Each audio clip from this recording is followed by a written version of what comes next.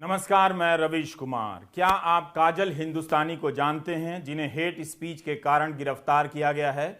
आखिर क्यों काजल को लेकर राइट विंग सोशल मीडिया उसी बीजेपी पर हमलावर है, जिसकी सरकारों की अनदेखी के दम पर फलता फूलता रहा है? क्या आपको पता है कि कर्नाटका के पुनीत केरेहल्ली ने इदरिस पाशा को क्यों मारा और उसकी तस्वीरें बीजेपी के कई नेताओं के साथ मीडिया में क्यों छप रही हैं? क्या आप उस सिद्धारूढ़ श्रीकांत निराले को जानते हैं, जो मुश्ताक अली बनकर सोशल मीडिया पर हिंदुओं के खिलाफ भड़काऊ बातें कर रहा था? क्या आप विकास कुमार को जानते हैं, जो राशिद खान बनकर महिलाओं को 35-36 टुकड़े में काटने की बात कर रहा था? अब आगरा से संजय जाट का नाम आया है, जिस पर कथित रूप से गौ हत्या की साजिश रचने का आरोप है। इन चेहरों को कौन सी राजनीति बड़ा करती है, इस्तेमाल करती है और इनके दुस्साहसों से फायदा उठाती है, आप जानते हैं, और जरूरत पड़ने पर इन्हें किनारे लगा देती है, आप भी जानते हैं। लेकिन चंद गिरफ्तारियों से क्या यह भरोसा किया जा सकता है कि अब सरकारें इन्हें एक हद तक ही बर्दाश्त करेंगी, या हेट स्पीच को लेकर नाराज होते जा रहे सुप्रीम कोर्ट के सामने दिखाने के लिए यह सब कुछ किया जा रहा है? आप देख रहे हैं रवीश कुमार ऑफिशियल। सब्सक्राइब कीजिए और हो सके तो ज्वाइन भी कीजिए। संजय जाट अकेला नहीं है। पुलिस की एफआईआर में ब्रिजेश भदौरिया, जितेंद्र कुशवाहा, सौरभ शर्मा, सानू का भी नाम है। इन पर आरोप है कि ये सभी मिलकर गौ हत्या की साजिश रच रहे थे। इस कहानी में एक एंगल और है। झगड़ा मुसलमानों के दो समूहों के बीच का था। इसका फायदा उठाकर संजय जाट ने एक गुट के साथ कथित रूप से साजिश रची, जिसका बाद में पर्दाफाश हो गया। आगरा पुलिस की तत्परता ने केवल शहर को तनाव से नहीं बचाया, बल्कि उस खेल को एक और बार हमारे सामने उजागर कर दिया, जो इस देश में 150-200 वर्षों से लगातार खेला जा रहा है। और पूछताछ में अभियुक्तों ने बताया कि इसमें इनके साथ 3 और अभियुक्त थे, जो उस दिन घटनास्थल पर मौके पर थे और उन्होंने ये घटना कारित की थी। इसके अलावा लगभग 5 और लोग थे जो इस पूरे षड्यंत्र में शामिल थे। उनको नेम्ड किया गया है और विवेचनात्मक कार्रवाई की जा रही है। जय हिंदू राष्ट्र। अखिल भारत हिंदू महासभा का तरफ से हम सूचना देना चाहूंगी कि 17 सितंबर 2022 को संजय जाट को निष्कासित किया गया है अखिल भारत हिंदू महासभा पार्टी से। पुलिस को इसकी भी जांच करनी चाहिए कि जिस संगठन ने संजय जाट को निकाला है, वो किस तरह की बातें करता रहा है। गौ रक्षा के नाम पर वसूली और हत्या के एक और मामले की चर्चा हो रही है, मगर यह घटना कर्नाटका की है। यह पुनीत केरेहल्ली है। बीजेपी के कई नेताओं के साथ इसकी तस्वीरों को लेकर इसलिए चर्चा है कि इस पर एक पशु व्यापारी इदरिस पाशा की हत्या का आरोप है और मामला दर्ज हुआ है। आरोप है कि सारे वैध दस्तावेज होने के बाद भी इदरिस पाशा से 2 लाख जुर्माना मांग रहा था। पुनीत कौन है कागज चेक करने वाला? क्या वो पुलिस है? इस घटना के कुछ दिन पहले भी केरेहल्ली पर एक और मामला दर्ज हुआ कि उसने मवेशी की तस्करी का आरोप लगाकर अलीमुल्ला पर हमला कर दिया। करंट लगाने वाले स्टेन गन से 1 घंटे तक उसे टॉर्चर किया। पुनीत की तरफ से भी इदरिस पाशा के केस में मामला दर्ज कराया गया है। हरियाणा में हमने देखा, हाल ही में राजस्थान के 2 नौजवानों नासिर और जुनैद पर गौ तस्करी का आरोप लगाकर जीप में बांधकर जला दिया गया और आरोपियों के समर्थन में पंचायत हो गई। पुलिस को चेतावनी दी गई। उस मामले में जांच कहां तक गई है, इसकी जानकारी अब सामने नहीं आ रही। कितनी आसानी से समाज का बड़ा हिस्सा इन लोगों की कार्रवाई के बाद मैदान में आगे आ जाता है और इनकी हरकतों को धर्म के नाम पर सपोर्ट करने लग जाता है। अपराधी और नेता एक दूसरे को लाभ पहुंचा रहे हैं, समाज अपना नुकसान किए जा रहा है। पिछले साल अप्रैल में ही अयोध्या से यह खबर आई थी। यूपी पुलिस ने 7 लोगों को गिरफ्तार किया था। आरोप था कि इन 7 ने कथित तौर पर सांप्रदायिक हिंसा भड़काने के लिए 3 मस्जिदों और एक मजार में मांस फेंक दिया। धार्मिक ग्रंथ के पन्ने फाड़कर फेंक दिए। पुलिस की जांच में यह बात सामने आई कि ऐसा करने वाले 7 युवाओं का नेता हिस्ट्री शीटर अपराधी निकला। इन सबके नाम हैं महेश मिश्रा, प्रत्युष कुमार, नितिन कुमार, दीपक गौड़, ब्रजेश पांडे, शत्रुघ्न और विमल पांडे। ये सभी उसी शहर के रहने वाले बताए गए हैं। आप खुश हो सकते हैं कि पुलिस ने जेल में डाल दिया, मगर सोचिए किस सोच ने इन्हें समाज का अपराधी बनाया है। दिन रात किसी समुदाय के प्रति नफरत की बात करते करते ये लड़के खुद को कहां ले आए हैं। कोई तो इनका इस्तेमाल कर रहा होगा, या ये आज के माहौल का लाभ उठाकर नेता बनना चाहते होंगे, क्योंकि गोदी मीडिया और राजनीति यही भाषा दिन रात बोलने लगी है। हमने शुरू में सिद्धारूढ़ श्रीकांत निराले का जिक्र किया। घटना पिछले साल मार्च की है और कर्नाटक के शिवमोगा जिले की। इसकी कहानी यह है कि श्रीकांत निराले ने सोशल मीडिया पर मुश्ताक अली के नाम से अकाउंट बनाया और बीजेपी के विधायक को ही धमकी दे डाली। मीडिया में पुलिस का ही बयान छपा है कि श्रीकांत बजरंग दल के हर्षा की हत्या का बदला लेना चाहता था, इसलिए वह समाज में तनाव पैदा करने की कोशिश कर रहा था। दूसरी खबर है यूपी की। यह भी पिछले साल की है मगर नवंबर की है। श्रद्धा वॉकर का केस गोदी मीडिया में दिन रात चला, तभी एक वीडियो वायरल हुआ। एक आदमी कहता है कि अगर किसी आदमी का मूड खराब है तो वो किसी औरत को 35 या 36 टुकड़ों में काट सकता है। वो आदमी अपना नाम राशिद खान बताता है। इस वायरल वीडियो को लेकर एक समुदाय के खिलाफ नफरत और संदेह की धार तेज की गई। यूपी पुलिस ने जांच में पाया कि यह राशिद खान नहीं है, इसका नाम विकास कुमार है। विकास पर चोरी के मुकदमे पहले से दर्ज थे। यह वीडियो दिल्ली में शूट किया गया था। बुलंदशहर पुलिस ने गिरफ्तार किया। हमने चेक किया तो राशिद खान बनकर विकास कुमार का दिया हुआ यह इंटरव्यू आज भी यूट्यूब पर मौजूद है।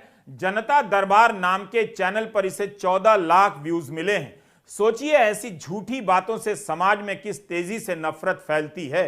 इस वीडियो को किस किस तरह के ट्विटर हैंडल से वायरल कराया गया, यह सब दर्ज है। दैनिक भास्कर ने लिखा है कि विकास कुमार दिल्ली में रहकर मजदूरी करता था। उसके ऊपर बुलंदशहर में 3, नोएडा में चोरी, लूट और अवैध हथियार रखने के 2 केस दर्ज हैं। विकास इस वक्त कहां है किसी को पता नहीं। मीडिया में इस मामले की रिपोर्टिंग बंद सी हो गई है। बिहार में भी यही हुआ। तमिलनाडु में बिहारी मजदूरों के साथ हिंसा हो रही है। इसका वीडियो पटना में तैयार किया गया, इसलिए सावधान रहने की जरूरत है। कभी थूक जिहाद तो कभी मजार जिहाद तो कभी लव जिहाद तो कभी कोरोना के समय कोविड जिहाद का नारा दिया गया। यूपी में तो बाकायदा एसआईटी बना दी गई। 28 नवंबर 2021 को अदानी पूर्व एनडीटीवी के लिए श्रीनिवासन जैन और मरियम ने एक रिपोर्ट की। इसमें दिखाया कि यूपी पुलिस ने कानपुर में लव जिहाद के मामलों की जांच के लिए एसआईटी बनाई। श्रीनिवासन जैन की रिपोर्ट के अनुसार 14 केस की जांच हुई, लेकिन आधे मामलों में कुछ नहीं निकला। पुलिस ने क्लोजर रिपोर्ट में कहा कि आपसी रजामंदी से इनकी शादी हुई है। केरल में भी बवाल खड़ा किया गया मगर कुछ नहीं निकला। लेकिन इसका भूत घुमाया जाता रहता है। मोदी सरकार ने संसद में जवाब दिया है कि लव जिहाद कानूनी रूप से परिभाषित अपराध नहीं है, ना ही केंद्रीय जांच एजेंसियों ने इसके तहत किसी केस को रिपोर्ट किया है और ना ही कानून बनाने की कोई योजना है। मगर फिर भी राजनीति में लव जिहाद का नारा लगता ही रहता है। यह भी हाल का मामला है। 8 अप्रैल का 5 जने के ट्विटर हैंडल से ट्वीट किया गया कि भागकर मुस्लिम लड़के से हिंदू लड़के ने की थी शादी, भुगतना पड़ा अंजाम, 15 लोगों के खिलाफ केस दर्ज। इसके जवाब में मुरादाबाद पुलिस ने ट्वीट किया कि ऐसी कोई घटना नहीं हुई है, बिना जानकारी के अनावश्यक ट्वीट ना करें। इसके बाद पांचजन्य ने ट्वीट डिलीट कर दिया। क्या आप जानते हैं कि पांचजन्य को भी प्रधानमंत्री नरेंद्र मोदी फॉलो करते हैं, स्मृति ईरानी फॉलो करती हैं? क्या गोदी मीडिया इस पर बहस करेगा? पांचजन्य के करीब 3.5 लाख फॉलोअर हैं। जिस पांचजन्य को प्रधानमंत्री फॉलो करते हो, क्या उसके खिलाफ कार्रवाई होगी? लेकिन मुरादाबाद पुलिस ने गलत को गलत बोलकर सराहनीय काम तो किया है। इस नफरत के कारण भी आप देखेंगे कि कई नौजवान चपेट में आ जाते हैं और सर पर रंगीन पट्टी बांधकर जुलूस में चले जाते हैं, बंदूकें लहराते हैं, तलवारें लेकर भांजते हैं। बिहार में रामनवमी के अवसर पर 5 जिलों में सांप्रदायिक तनाव और हिंसा की घटनाएं हुई हैं। यह खबर दैनिक भास्कर में छपी है। रामनवमी के अवसर पर 5 जिलों में हिंसा भड़काने का प्रयास हुआ। डीजीपी राजविंदर सिंह भट्टी ने साजिश की बात कही। पुलिस दावा कर रही है कि सोशल मीडिया के अलग अलग प्लेटफॉर्म पर ग्रुप बनाए गए। इसमें 18 साल से कम के और ज्यादा उम्र के लोगों को जोड़ा गया। उग्र मैसेज भेजे जाने लगे। इस तरह के डिजिटल प्रमाणों के आधार पर गिरफ्तारियां हो रही हैं। बिहार शरीफ और सासाराम में 173 से ज्यादा लोग गिरफ्तार हो चुके हैं। सवाल है, जब यह सब हो रहा था तब खुद पुलिस क्या कर रही थी? क्या उसे पहले लगाम नहीं लगाना था? क्या उसे नहीं पता कि रामनवमी के अवसर पर तनाव पैदा करने का प्रयास हो सकता है? क्या उसे सुप्रीम कोर्ट की गाइडलाइन का पता नहीं कि भीड़ की हिंसा को रोकने के लिए पहले क्या क्या करना है? जब डिजिटल एविडेंस है तब पुलिस पहले से जान सकती थी कि इस तरह के ग्रुप बने हैं और उनसे संपर्क कर स्थिति को उग्र होने से रोका जा सकता था। प्रभात खबर अखबार की इस खबर में बिहार शरीफ में सोशल मीडिया के जरिए अफवाह फैलाने वाले इन नामों पर गौर कीजिए। निरंजन पांडे, धर्मेंद्र मेहता, तुषार कुमार तांती, मनीष कुमार, भूपेंद्र सिंह राणा, ये सभी गिरफ्तार हुए हैं। इन्होंने धर्म की रक्षा की है या धर्म की रक्षा के नाम पर ये मुकदमों में फंस गए। मीडिया रिपोर्ट से पता चलता है कि सासाराम में 3 अभियुक्त जुवेनाइल हैं, 18 साल से कम उम्र के हैं। बिहार शरीफ में 14 ऐसे किशोर पकड़े गए हैं जिनकी उम्र 18 से कम है। जिस राजनीति ने इन्हें इस आग में झोंका है वो ऐसे ही नौजवानों को आगे कर अपना रास्ता बनाते जा रही है। इनके समर्थन के नाम पर समाज को आगे किया जाता है और फिर उस समाज से अगली जुलूस के लिए नौजवान तैयार कर लिया जाता है। ये चक्र चलता रहेगा। सांप्रदायिक दंगों की भयावहता और समाज में जो सांप्रदायिकता गहराई से बढ़ रही है उसकी भयावहता निरंतर रूप से बढ़ी रही है। अभी ये आगरा की घटना हो या इसके पहले राम नवमी पर हुए बहुत सारे दंगों हों, उसके पीछे एक ही कारण दिखता है कि जो नफ़रत फैलाई गई है यहाँ धार्मिक अल्पसंख्यकों के खिलाफ, वो लगातार तीव्रता से बढ़ती जा रही है।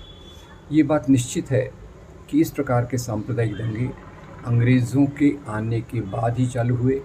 उनकी डिवाइड एंड रूल, फूट डालो और राज करो की नीति के बाद चालू हुए और जिस प्रकार से उन्होंने यहाँ इतिहास लेखन को प्रमोट किया, प्रवृत्त किया, हिस्ट्री ऑफ इंडिया जो जेम्स मिल की थी उससे लेकर लगातार जो एक राजा केंद्रित इतिहास किया, उसके कारण सांप्रदायिक ताकतों को दूसरे धर्म के मानने वालों के प्रति नफ़रत फैलाना आसान हो गया। अब आज़ादी के आंदोलन के दौरान एक तरफ तो ये हिंदू सांप्रदायिक ताकतें, मुस्लिम सांप्रदायिक ताकतें थी, दूसरी तरफ राष्ट्रीय आंदोलन था जिसका नेतृत्व महात्मा गांधी, सरदार पटेल, जवाहरलाल नेहरू ने किया, जिन्होंने सब धर्मों के लोगों को साथ में लेकर इस आंदोलन को आगे बढ़ाया। अब मुद्दा ये है कि जो नफ़रत फैलाई गई है वही हिंसा का आधार है और ये नफ़रत जो फैलाई गई है अलग अलग तरीक़ों से, शाखाओं के माध्यम से, मीडिया के माध्यम से, अलग अलग कानाफूसी के माध्यम से, उसका तंत्र बहुत मजबूत हो चुका है और उसका मुकाबला करने के लिए जो ताकतें धर्मनिरपेक्षता में मानती हैं, जो ताकतें बाहुल्यवाद में मानती हैं, जो ताकतें एक अच्छे समाज को शांतिपूर्ण जीवन में मानती हैं, उन ताकतों ने जिस प्रकार से समाज से जुड़कर इन मूल्यों को समाज तक ले जाना था वो नहीं हुआ और सांप्रदायिक ताकतें बहुत एकजुट हैं, मजबूती से अपना काम कर रही हैं, जबकि बाहुल्यवाद को मानने वाली ताकतें बिखरी हुई हैं और उनके काम में एक प्रकार का जो कोऑर्डिनेशन होना चाहिए जिससे काम को मजबूती मिलती है वो नहीं है। मुझे आज भी लगता है कि बहुत सारी परिस्थितियों में सबसे महत्वपूर्ण बात यह है कि ये जो नफ़रत फैलाने की बात है वो सांप्रदायिक दंगों को बहुत प्रेरणा देती है और उसी पर रोकथाम करने के लिए सब तत्वों ने एकजुटता के साथ एक सही योजना बनाकर इसका मुकाबला करने की कोशिश करना चाहिए। वही आबादी, वही शादी, वही खाना, इन सब को लेकर 9 साल से भारत के लोगों को व्यस्त रखा गया है। नफरत करने के लिए वही पान मसाला खाए जा रहे हैं, जानते हुए भी कि इससे कैंसर होता है। लाउडस्पीकर को लेकर झगड़ा भी 150-200 साल का होगा। गणेश शंकर विद्यार्थी ने प्रताप में लिखा था कि जब से ये आया है दोनों पक्षों के गुंडों की मौज हो गई है और सांप्रदायिक झगड़े बढ़ते जा रहे हैं। जब कानून का राज है तब धर्म की रक्षा के नाम पर ये सारे संगठन तलवार और बंदूकें लेकर क्यों घूम रहे हैं? अब कहना मुश्किल है कि पढ़े लिखे और पैसे वाले लोग इनमें नहीं हैं, वे खुलकर ऐसी बातों के समर्थन में आ जाते हैं। लेकिन जमीन के स्तर पर पकड़े जाने वाले लोगों की प्रोफाइल आप देखेंगे तो साधारण घरों के लड़के हैं। इनमें सभी जाति के लड़के आपको मिलेंगे। लड़कियों को भी अब इस आग में जलना सिखा दिया गया है। उन्हें भी लगता है कि उग्र तेवरों के साथ समाज में नायिका का स्थान प्राप्त किया जा सकता है। इनमें काजल हिंदुस्तानी नया नाम है। ट्विटर पर 92,000 लोग फॉलो करते हैं। प्रधानमंत्री नरेंद्र मोदी भी फॉलो करते हैं। आप स्क्रीनशॉट भी देख सकते हैं। बताइए, देश के प्रधानमंत्री इन्हें फॉलो करते हैं। पीयूष गोयल ऑफिस की तरफ से फॉलो किया जाता है और अब इन्हें हेट स्पीच के मामले में गिरफ्तार किया गया है। क्या गिरफ्तारी के बाद प्रधानमंत्री नरेंद्र मोदी काजल हिंदुस्तानी को अनफॉलो कर देंगे, फॉलो करना बंद कर देंगे? 7 दिन पहले इंडिया टीवी पर एंकर सौरभ शर्मा ने अपने कार्यक्रम में काजल हिंदुस्तानी का इंटरव्यू किया और अपने थंबनेल में इन्हें हिंदुत्व का पोस्टर गर्ल बताया है। एंकर के सवाल से लेकर वीडियो पर लिखी गई सूचनाओं और सवालों पर अलग से बात हो सकती है। इस तरह से मीडिया हिंदुत्व के नाम पर इन्हें हीरो बनाता है और इनकी चपेट में आकर नौजवान और किशोर उम्र के लड़के लड़कियां इसी तरह से प्रभावित होने लग जाती हैं और यही राह पकड़ लेते हैं। काजल हिंदुस्तानी को गिरफ्तार कर लिया गया है। 7 दिनों से पुलिस से बच रही थी मगर आत्मसमर्पण कर दिया। काजल पर रामनवमी के दिन गिर सोमनाथ जिले में भड़काऊ भाषण देने के आरोप हैं। पुलिस का आरोप है कि भाषण के बाद ऊना में 2 दिनों तक सांप्रदायिक तनाव बना रहा। यही नहीं, 80 से अधिक लोगों के खिलाफ मुकदमा दर्ज हुआ है। मीडिया रिपोर्ट के अनुसार इनमें ज्यादातर अल्पसंख्यक समुदाय के लोग बताए जाते हैं। गुजरात पुलिस ने काजल हिंदुस्तानी को अब पकड़ लिया है। अब उनके समर्थक नाराज हो गए हैं। जिस बीजेपी और मोदी के दम पर बेलगाम हो चुके थे, अब उन्हीं को भला बुरा कह रहे हैं। खुशी सिंह को ट्विटर पर 8,000 लोग फॉलो करते हैं। उन्होंने लिखा है कि Kajal Hindustani the work for Modi, supported Modi, work for BJP, social media warrior for Modi for years, united Hindus to vote BJP and in return BJP arrested and sent her to jail. If this is not a lesson to us Hindus, then what is it? मतलब BJP Modi के लिए काम किया, वर्षों तक मोदी के लिए social media योद्धा बनी रही, बीजेपी ने जेल भेज दिया। यह हिंदुओं के लिए सबक नहीं तो क्या है, ये लिखा है।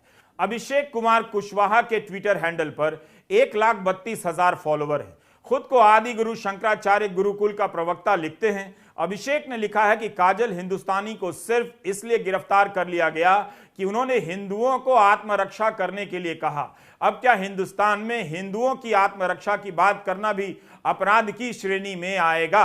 तो क्या हिंदुस्तान में इस तरह की रक्षा के लिए अब पुलिस नहीं है, समाप्त हो गई है कि इस तरह के संगठनों का सड़क पर आना जरूरी है? अभिषेक जी, मनोज कुमार के 68,000 फॉलोअर्स हैं। इन्होंने लिखा है कि इस वीडियो को जरूर सुनें और विचार करें कि काजल हिंदुस्तानी बहन ने क्या कहा और इनके साथ ऐसा भेदभाव आखिर क्यों?